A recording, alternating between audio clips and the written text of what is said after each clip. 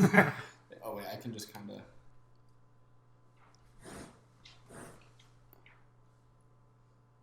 How's this? I don't know how to get into balance. What if you? I can kind of turn the books a little bit. What if you don't have them up vertically? You have them up like side by side like that, like this. Filming another podcast. I have books that aren't Like what if? paper copies Oh, that are that kind of bigger. does it. I just kind of wanted to get it so that I'm not like this the whole time. Yeah. Kind of in like this. Good looks with the books, true. You already What are know. we working with right here? Some We got- autobiography of Andrew Carnegie, autobiography of Ray Kroc, founder of McDonald's. Banger. A New Earth by Eckhart Tolle, author of Power of Now. Good sales book in there. I think you also have Raving fans. autobiography of Sam Walton, founder of Walmart. Yeah. Some Well, good shit. Right Good off the shit. bat, we're starting this off with some value. Some bangers, an insight into True's book collection. So, I think that the main, like, I think let's just, like, roll into it. We don't have to do, like, an intro or anything like that. We can just keep it, like, a conversation. Mm-hmm. I'll keep my eye on the timer so that it doesn't run off like the last one did. And let's just kind of go into it. I think, so in the last one we were talking about our cross-country road trip Yeah. and the 6 to 7 series. Mm-hmm. So more has happened since that as well. One of the main projects that we've been working on is with this brand called Live Heads Up. And we created a series called the In the Moment series. So a little bit about Live Heads Up. Live Heads Up is all about like living a present lifestyle. So they're an apparel company. So they got like swag, hats, shirts, hoodies. And then they're also like a production company as well, like putting out media that we're helping them with and kind of telling stories of people who, you know, live a heads up lifestyle. So, So like, what's an example of someone that lives a life heads up? yeah. So I think for me, the most heads up activity that I do is skiing. Because if I'm like texting while I'm skiing, I'm gonna hit a bump. I'm gonna fall. I'm gonna eat it. And so like for me to ski, it requires like my undivided attention. I'm out in nature. I'm with people I love. I'm like doing my thing. I'm like extremely present. Same goes like skateboarding.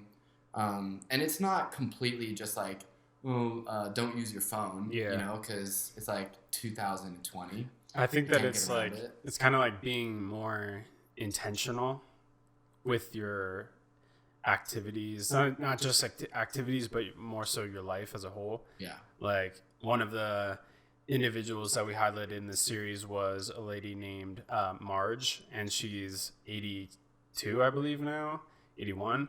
But she lives a heads up lifestyle because she is what many may consider to be older in age, but she doesn't let that slow her down by any means. She's out there playing basketball with people that are basketball with girls that are in their 20s, and she's keeping up and she's draining baskets. And she also like traveled the world a lot as a single female when she was younger, and that's like so it's like living heads up doesn't mean that you're just like you said, not on your phone, but it's like living a lifestyle that's like more intentional with like how you want it to be, and not caving to like society's like standards and limits and things like that, and like kind of living life on your own terms and making your own rules. So it's like that's the In the Moment series has been such a sick series to work on because it's something that aligns super well with Mike and I.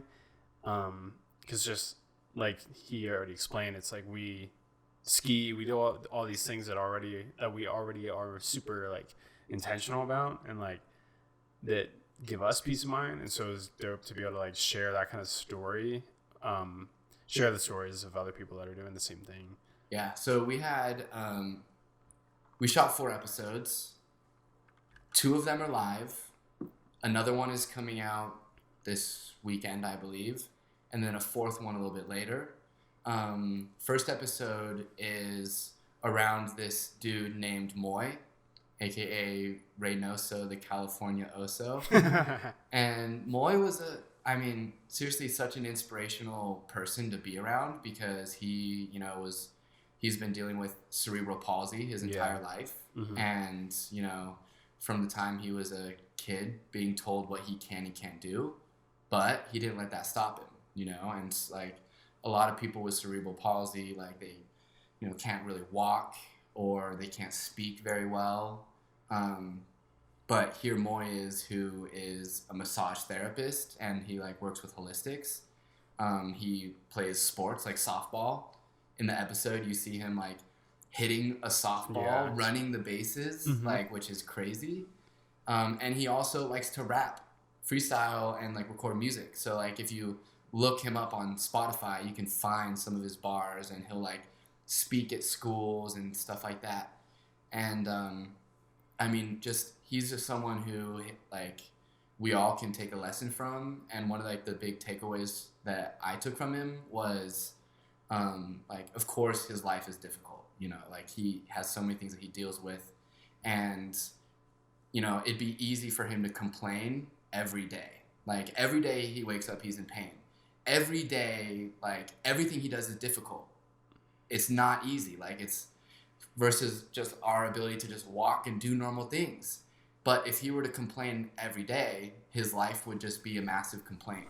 Yeah. And like when he said that, I was just like, dude, here I am. I've got nothing to complain about. No matter what I'm going through, no matter what's going on, like I have this functional body and like a mindset that can take you anywhere. Even if you don't have a functional body, anything is possible. Don't let that hold you back. Like you may strive in different areas. Like one of my favorite skaters right now is Felipe. I don't know his last name, but he has no legs. Yeah. So he pushes with his arms and is hitting these massive stair sets and is like doing these skate tricks that like they're even like hard to do even if you have legs. Yeah. And so like the amount of muscle that you need to be able to constantly push with your arms, and like it's like a different level of coordination from regular skateboarding, but still extreme risk when you're jumping down a 20 stair and hitting a handrail. Like you eat it. And this guy just doesn't let that stop him and just goes at it. It's super, super inspiring. Yeah, I agree 100%. And like that's always such a wild thing, because it's so common across the board with people with those challenges in their life. Like I came across a video a few weeks ago on Instagram or it was on YouTube, but it was like this motivational video from a guy that also didn't have legs, but he was a bodybuilder. And it's like his upper body is insane. It's like Arnold Schwarzenegger level. And it's like, it's so inspiring to see people that have way more struggles than us achieve way more. Yeah. And it's like, it definitely does hit you, like you were saying, of like, dude, what am I like complaining about? And like, why am I not like doing more with my life? Like, why am I just sitting around? Like, I could be like running 5 miles today, or like I could be working out harder, or like all those things. It's like the more privileged we are, the more excuses we make. Like, I don't know. It's like we don't, but it's like when you have challenges, you have more of like a reason and a purpose and a why to like go after things. But it kind of just makes you think like, how can I develop a stronger purpose and a stronger why, even though I'm not challenged, Yeah. So, but it's like, and that's the most inspiring thing about it, because it's like when we were shooting with, on that episode, like we saw him do massage therapy on another woman that had like she was in a car accident or something, and she lost her ability to walk. Paralyzed from the neck down. Yeah, and he's going out of his way to like driving to another woman's house and spending like an hour or two massaging her and like physically moving her foot to try to like get the muscles going on their own to like get that, like it's kind of like jump starting a car to kind of like get the brain firing with the muscle and like get it going. And like it's like he's doing that out of like the goodness of his heart. I mean, like I'm sure he's getting paid, but it's not like he's getting paid millions of dollars to do that. Like and it's like he has cerebral palsy himself. Like he's got his own things. He's got his own things. And but he's like, helping other people. Yeah, and that's what Live Heads Up is all about, and that's why he made such a good first episode, was because he was like the pillar of living a heads up intentional life. And back to that lady that he was working on, I mean, she went around to other medical institutions and they told her that she would not be able to walk. Mm-hmm. And within 9 months or so of working with Moy, in the episode, you'll see him literally walking with her. Mm-hmm. And his goal is to like get her to the point where she can dance. Yeah. And I mean, she wasn't able to wash her own hair when she showered. And their family has a business that revolves around, sewing and fixing tablecloths that they fold and use for events and stuff. And so, she would constantly like burn her arms with the iron and get hurt because she was trying to do it and pushing herself.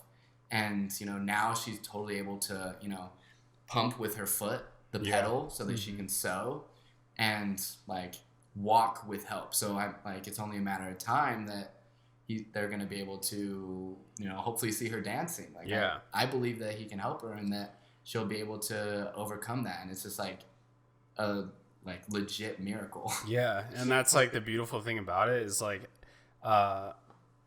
Moy was helping her, like we just said, but it's like she's also helping other people too, because they started that business because they were like trying to help like create some extra income for their family. And she's like in her wheelchair, like you see in the episode, she's in her wheelchair, like up to the table where she's ironing things.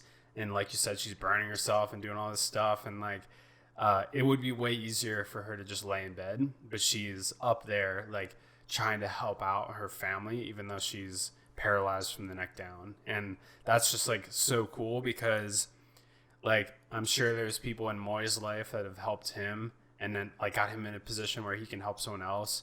And now she's helping other people too. And it's like such a ripple effect, like a domino effect of like, you help one person and you really like commit and put all your passion and love into helping another person, and they absorb that and bring it on to someone else. And it's just like, that's like what needs to happen like more, Yeah. It's like, I mean, it's like you say to me, yo, Mike, that Temple Mill hat you're wearing is super sick. Like I love the colors.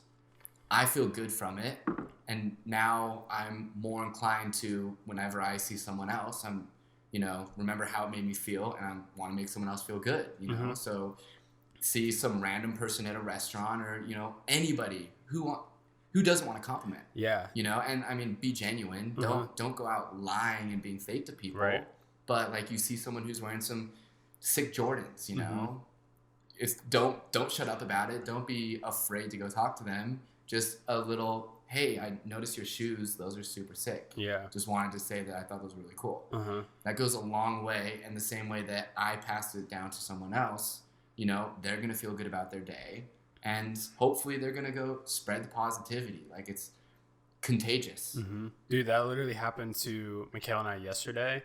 We went to Macy's, and like she was having like such a bad 24 hours before. Uh-huh. And we went to Macy's, and the dude that was checking us out, he was probably in his like 70s or whatever, like up there, past the age of retirement. You could tell he was just there because he was bored. Like he was a cashier.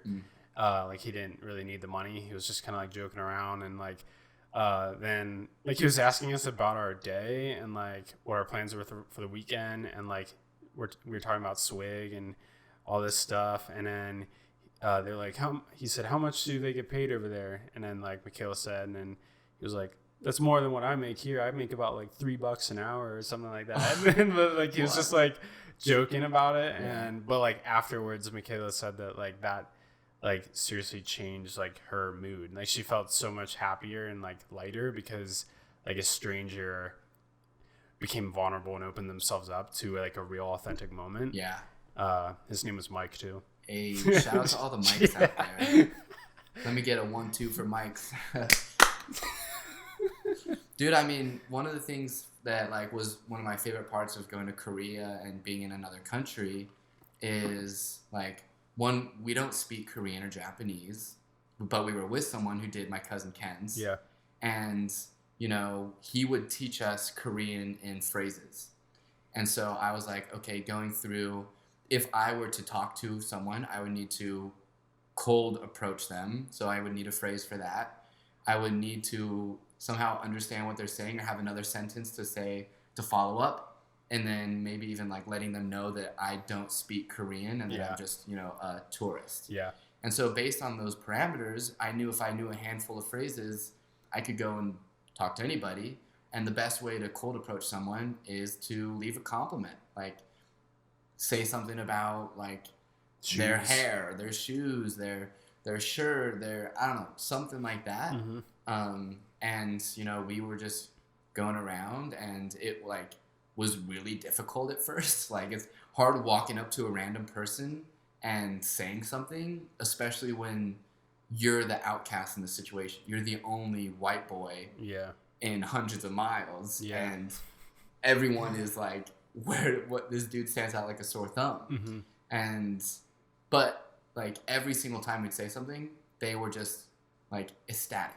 It made their day. Like, how often does some American dude, you know, compliment their fashion or something like that? And so it goes a lot, like a long way. Like for me, it took, I don't know, a minute out of my day, and it made my day because I felt good. I was like, I just had a conversation. I just made a new friend, and they leave and they also had a good day. And it's just like, when approaching people in general, even if they're like, when you're in other countries, or when you're like, even if you're doing like networking or sales for your company, or I don't know, whatever, make sure that you're genuine with it. Yeah. You know, don't lie and like be yourself, but don't be afraid to say something, you know?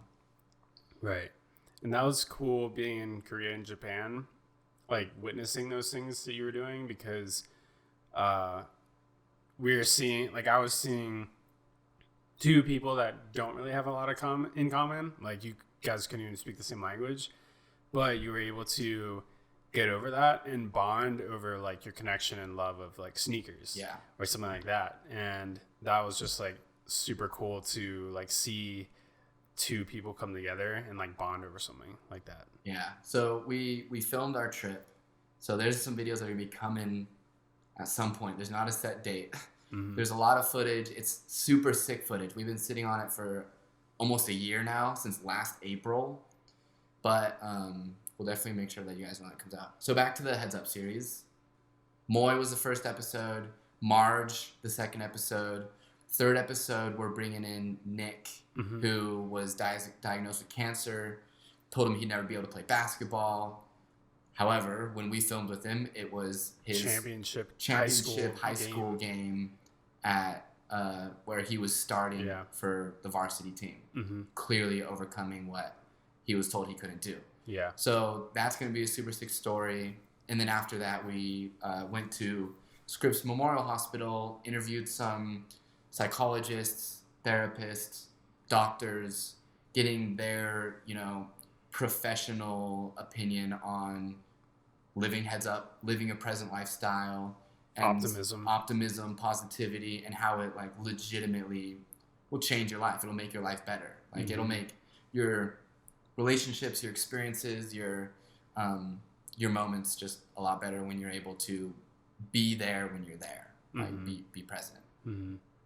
So Heads Up series, you can check them out on Instagram at Live Heads Up. The episodes are on their IGTV. They're on a YouTube channel as well. And then you can also find links on our socials, depending on when you're listening to this podcast. So that was a super sick experience. I mean, we got to like meet a bunch of new people on the Heads Up team that have been like phenomenal individuals that have come into our lives. Like the company was founded by a woman named Chris Love Dudley. If you're into basketball, you may have heard of her husband, who was in the NBA for like over 15 years, played with the Portland Trail Blazers and a couple different teams across the country. Yeah, a lot of them actually. Yeah. Probably like eight different NBA teams or something. So, their family has just been super, welcoming, super kind. This was our first shoot with one of our new videographers, Easton, who is now on our team and is a total beast with it. Total powerhouse. Like, so being able to just like bring in a new member on our team and have them feel taken care of by, a client is amazing. And then also, being able to work with Charles, Jackie, just like super dope people. Like right off the bat, we met them, kicked it off. Yeah. Like we're same age range, into similar things. Charles is like a really good writer and is into storytelling in a different medium. I mean, I want to write more and get better at writing, but we were able to really like, he's really educated in the traditional film industry, whereas we emphasize the social media, modern, like run and gun style filmmaking. So there was a ton of just like energy there, and Jackie also is like into photography, journalism, and just like the energy between our teams was just like as if we were brought into their family. Yeah, like, we're just like so taken care of. So super grateful for everything that like they did for us, and just like the whole Live Heads Up team. Yeah, our relationship with them. So definitely keep your eye out for more videos coming in the future. And like if you want to support, get a t-shirt or whatever, you can find them, just Live Heads Up. So after the Heads Up shoot, that was in December. It was like end of November. End of November. Episodes launched early January. Yeah. And since then we've done a couple other projects. Went to Colombia recently with Eric, who we met from the 6-7 series. We'll probably do a separate podcast talking more about like our time in Colombia, so that we don't let this one go on for too long. And now our priorities are just like, our team is a huge focus, like making our relationships and like making sure that we can 2 minutes and 50 seconds. We'll cut that. Wait, how much time? 2 minutes and 50 seconds left. Oh, okay. So we've been going for 25 minutes. Okay, because I feel like we could wrap it up and like not get into the Columbia stuff. Yeah. Like, I feel like we had a good riff on like just the whole this episode can just be essentially like what it means to live heads up or something. And we can just cut it. Yeah. Okay, well, so that pretty much sums up this episode. Check out our social medias. You can like at Connecting Creators. We got our Facebook group. We'll be way more active in there. The YouTube channel, like expect more videos. Subscribe. And then, you can find Truman at Trumylin, TRUMYLIN. And then you can find me at Mike Ritchie, MIKERICHY. Yeah. And let us know, like, start getting involved. Like, let us know what we can do to best, like, serve this community. Because we want to start, like, getting engagement. Like, not just in the shallow terms of, like, Instagram engagement, but, like, real life human interaction and real life engagement and, like, collaboration, community. Those are all things that we really want to, like, start bringing into this kind of environment and start becoming, like, an ecosystem for creatives to kind of just start working more collaboratively with each other and start, sharing more tips and strategies on how you can start turning your passion into a real life income or, things like that.